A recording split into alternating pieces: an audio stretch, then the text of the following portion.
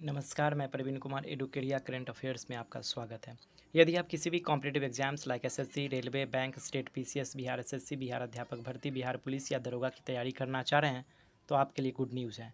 क्योंकि हम daily base के मोस्ट इंपॉर्टेंट करंट अफेयर्स आपको एमसीक्यू फॉर्मेट में प्रोवाइड करते हैं, जिसे आप 2 से 3 बार प्रतिदिन देखकर फ़ायदा उठा सकते हैं। तो आइए शुरू करते हैं आज का सेशन।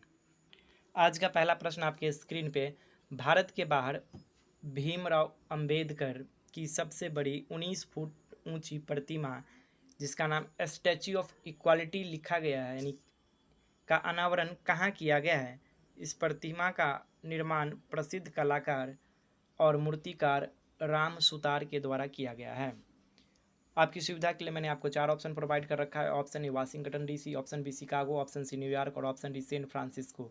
तो इस प्रश्न का जो सही आंसर है वो ऑप्शन ए होगा, यानी कि वाशिंगटन डीसी में भीमराव अंबेडकर की 19 फुट की ऊंची प्रतिमा स्टैच्यू ऑफ इक्वालिटी का अनावरण किया गया है और भारत के बाहर यह सबसे ऊंची प्रतिमा है।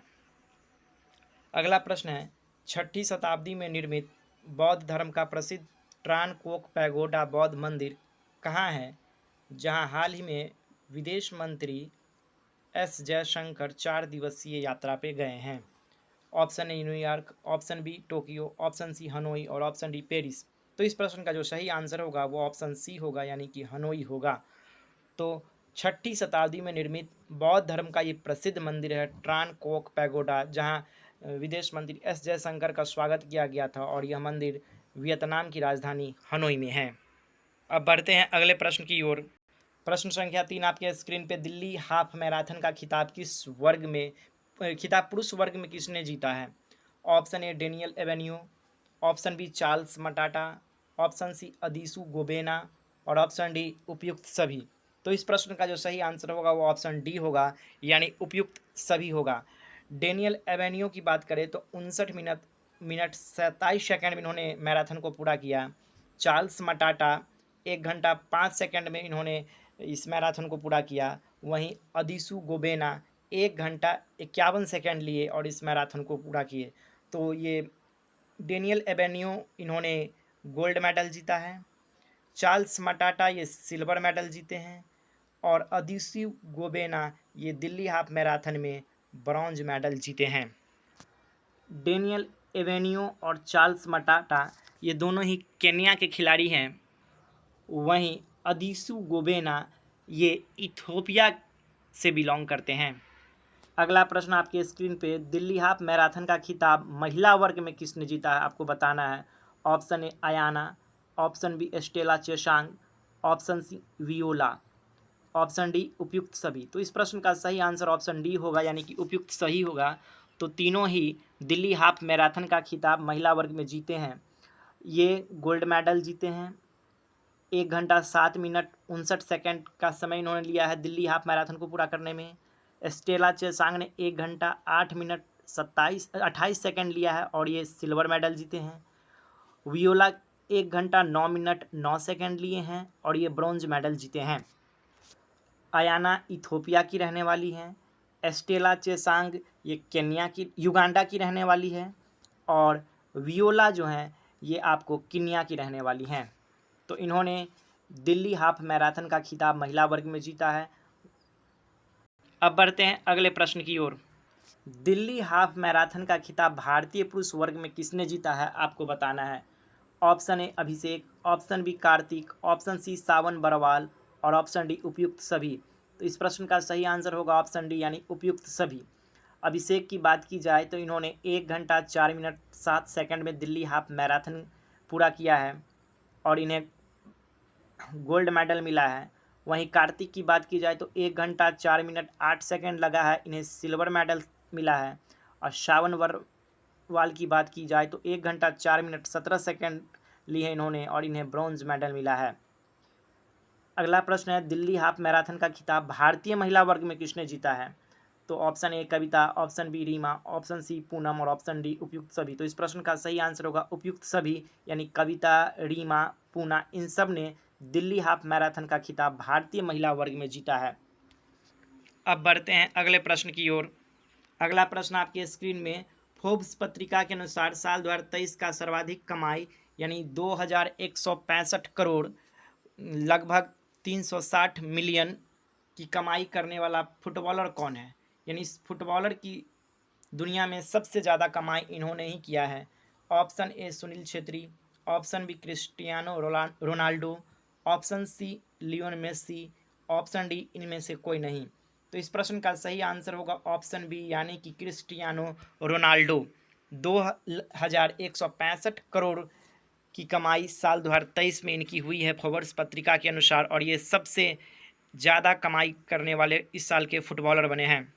क्रिस्टियानो रोनाल्डो जो कि पुर्तगाल के रहने वाले हैं, लेकिन जनवरी 2023 में सऊदी अरब के क्लब अल नस्र से जुड़े हुए हैं और अभी तक कुल मिलाकर 2165 करोड़ की कमाई कर चुके हैं, लगभग 260 मिलियन की कमाई। वहीं मेसी की बात की जाए तो मेसी 135 मिलियन की कमाई इस साल अभी तक कर चुके हैं, यानी 1124 करोड़। अब बढ़ते हैं अगले प्रश्न की ओर। प्रश्न संख्या 8 है, हाल ही में केंद्रीय वाणिज्य एवं उद्योग मंत्रालय ने किसे चाय बोर्ड के चेयरमैन के रूप में नियुक्त किया है? Option A Amardeep Singh Bhatia, option B Sujit Sinha, option C Gurmeet Singh और ऑप्शन डी विश्वजीत सिंधु। तो इस प्रश्न का सही आंसर ऑप्शन ए होगा, यानी अमरदीप सिंह भाटिया को हाल ही में केंद्रीय वाणिज्य एवं उद्योग मंत्रालय ने चाय बोर्ड के चेयरमैन के रूप में नियुक्त किया है। अब बढ़ते हैं अगले प्रश्न की ओर। हाल ही में विश्व बैंक की ओर से जारी रिपोर्ट के अनुसार खाद्य संकट पर दुनिया के 48 देशों के लगभग कितने करोड़ लोग गंभीर खाद्य संकट का सामना कर रहे हैं, जिनमें से 3 करोड़ से अधिक लोग आपात स्थिति का सामना कर रहे हैं? Option A 15.5 crore, option B 23.8 crore, option C 20.8 crore, option D 13.8 crore. तो इस प्रश्न का जो सही आंसर होगा वो ऑप्शन बी होगा, यानी कि 23.8 करोड़ लोग गंभीर खाद्य संकट का सामना कर रहे हैं। और अभी हाल फिलहाल ही विश्व खाद्य संकट दिवस मनाया गया है, वर्ल्ड फूड डे मनाया गया है, विश्व खाद्य दिवस मनाया गया है। आपको बताना है कि इस बार जो वर्ल्ड फूड डे ऑब्जर्व किया गया था 16 अक्टूबर को, इसका थीम क्या है? अगला प्रश्न संख्या 10 है, हाल ही में प्रधानमंत्री श्री नरेंद्र मोदी ने एक गरबा सॉन्ग जारी किया है, जिनमें वे गुजराती में लोगों को नवरात्रि जैसे शुभ अवसर की बधाई और उनकी सुख समृद्धि की कामना की है।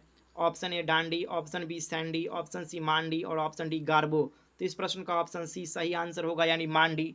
और इससे पहले हालांकि गारबो नाम का भी एक सॉन्ग जारी कर चुके हैं प्रधानमंत्री नरेंद्र मोदी, और हाल ही में इन्होंने मांडी नाम का एक सॉन्ग जारी किया है। अब बढ़ते हैं अगले प्रश्न की ओर। अगला प्रश्न प्रश्न संख्या 11 आपके स्क्रीन पे। हाल ही में पूर्व चुनाव आयुक्त एवं कांग्रेस नेता मनोहर सिंह गिल का निधन हो गया। वे 1996 से 2000 ईस्वी तक भारत के मुख्य चुनाव आयुक्त रहे थे और इन्हें पद्म विभूषण सम्मान से भी सम्मानित किया गया था। आपको बताना है किस वर्ष इन्हें पद्म विभूषण सम्मान से सम्मानित किया गया था। आपकी सुविधा के लिए मैंने आपको 4 ऑप्शन प्रोवाइड कर रखा है। Option A 2015, option B 2010, option C 2005 और ऑप्शन डी 2000। तो इस प्रश्न का सही आंसर ऑप्शन डी हो जाएगा, यानी कि 2000 ईस्वी में इन्हें पद्म विभूषण सम्मान से सम्मानित किया गया था। अब बढ़ते हैं प्रश्न संख्या 12 की तरफ। हाल ही में पंजाब के किस गांव को सर्वश्रेष्ठ पर्यटन गांव का पुरस्कार मिला है? ऑप्शन ए नवापिंड सरदार गांव, ऑप्शन बी देवापिंड सरदारा गांव, ऑप्शन सी गुरु सरदारा गांव, ऑप्शन डी अर्जुन सरदारा गांव। तो इस प्रश्न का सही आंसर जो होगा वो ऑप्शन ए होगा, यानी नवापिंड सरदारा गांव को पंजाब के सर्वश्रेष्ठ पर्यटन गांव का पुरस्कार मिला है। अब बढ़ते हैं अगले प्रश्न की ओर। प्रश्न संख्या 13 आपके स्क्रीन पे। इटली में हुए अंडर 20 विश्व जूनियर रैपिड शतरंज चैंपियन विजेता कौन हैं? Option A Rohan Sadhwani, option B Roshan Sadhwani, option C Raunak Sadhwani और ऑप्शन डी सुवेश साधवानी। तो इस प्रश्न का सही आंसर ऑप्शन सी होगा, यानी कि रौनक साधवानी इटली में हुए अंडर 20 विश्व जूनियर रैपिड शतरंज चैंपियनशिप के विजेता बने हैं। अब बढ़ते हैं अगले प्रश्न की ओर। प्रश्न संख्या 14, हाल ही में किन्हें आधिकारिक तौर पर भारतीय नवीकरणीय ऊर्जा विकास एजेंसी लिमिटेड के वित्त निदेशक के रूप में नियुक्त किया गया है? आपकी सुविधा के लिए मैंने आपको 4 ऑप्शन प्रोवाइड कर रखा है। Option A Vijay Kumar Mohanty, option B Mahesh Kumar Mohanty, option C Ganesh Kumar Mohanty और ऑप्शन डी राजेश कुमार मोहंती। तो इस प्रश्न का सही आंसर ऑप्शन ए होगा, यानी कि विजय कुमार मोहंती को भारतीय नवीकरणीय ऊर्जा विकास एजेंसी लिमिटेड के वित्त निदेशक के रूप में नियुक्त किया गया है। अब बढ़ते हैं अगले प्रश्न की ओर। प्रश्न संख्या 15 आपके स्क्रीन पे। हाल ही में शिक्षा मंत्रालय भारत सरकार द्वारा छात्रों के लिए डिग्री, छात्रवृत्ति पुरस्कार और अन्य क्रेडिट सहित शैक्षणिक डाटा को डिजिटली रूप से सेंट्रलाइज्ड करने के लिए एक आईडी कार्ड को लॉन्च किया गया है, उसका नाम क्या है? मैंने आपके 4 ऑप्शन प्रोवाइड कर रखा है। Option A one nation one student ID card, option B one student ID card, option C one nation ID card, option D one ID card.